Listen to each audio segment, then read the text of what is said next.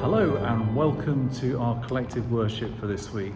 The Lord be with you and also with you.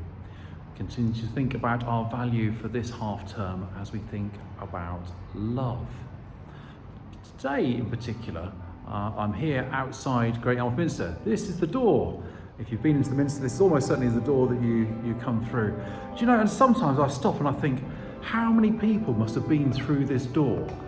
We used to have a people counter on it, and we counted that it's as many as 40,000 people come through the door of this church in the course of the year. That includes you guys when you come over as well.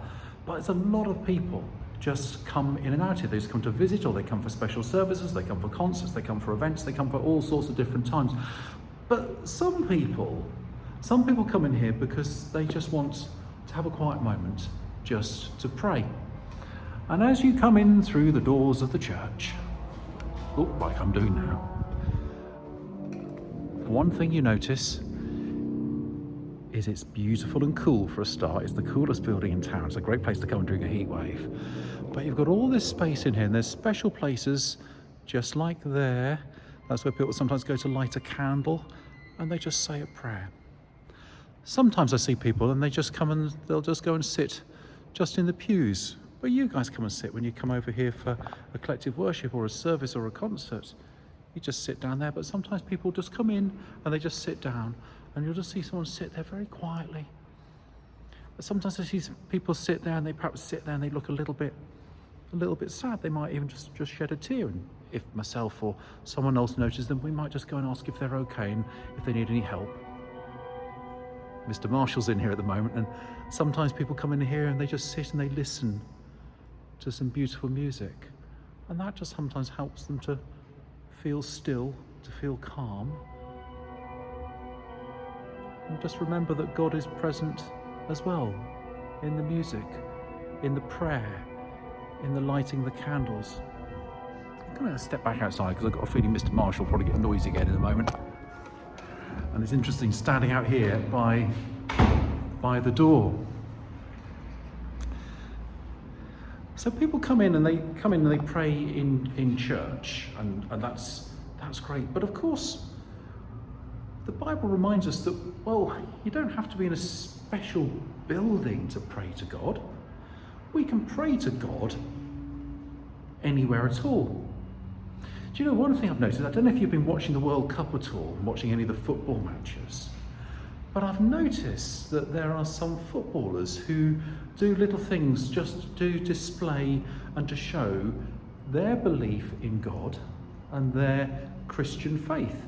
And I've noticed people perhaps when they've scored, or they might perhaps just point up and look up to God, just to say thank you to God. I've noticed sometimes people just before they come onto the pitch, perhaps make the little sign of the cross on themselves.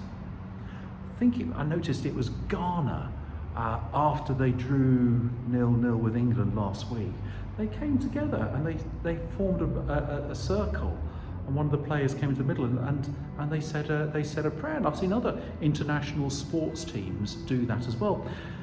So you can pray even football. You don't have to be in the church. You can pray absolutely anywhere, because Christians believe that God will hear us wherever we are. And whether we're praying with the whole school all together, or whether we're just on our own quietly, Christians believe that God will always hear our prayer. I'm just going to grab a book which I'll put down here. Hold on. And I've got a little story which Jesus told about prayer. The story's called The Pharisee and the Tax Collector. There were some very religious people who thought they were better than everyone else. So Jesus told them a story. Two men went to the temple to pray. One was a religious leader called a Pharisee. The other was a tax collector. The Pharisee stood up to pray. He looked up to heaven, and this is what he said. Thank you, God, that I am better than other people. better than robbers, better than villains, better than crooks and cheats, and most definitely better than that tax collector. Everyone knows he's greedy and dishonest. I keep religious rules and I give away a tenth of everything I have. The tax collector also stood up, but he looked down to the ground. He beat on his chest in sorrow and shame, and this is what he said: "Dear God, I've done lots of bad things and made lots of mistakes. Please, God, forgive me." Jesus looked at the religious people. So which man do you think God listened to?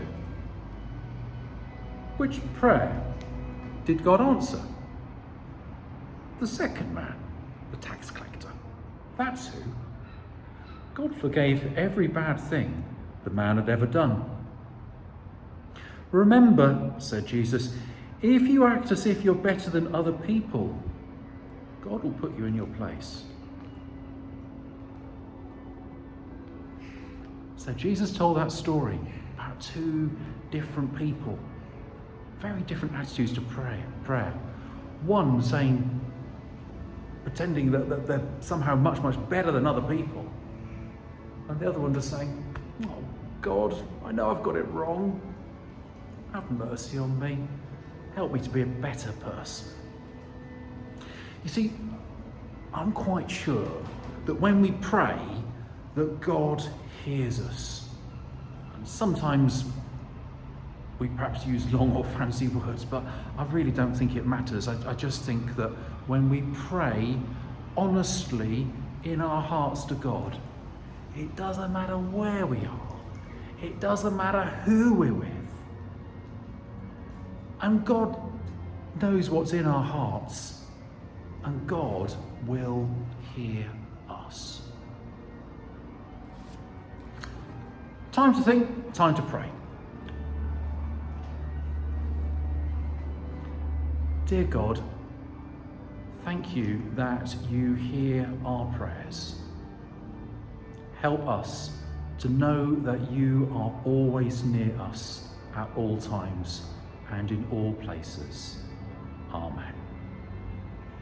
And we say the prayer which Jesus taught his friends when they asked how to pray the Lord's Prayer. Our Father, who art in heaven, hallowed be thy name.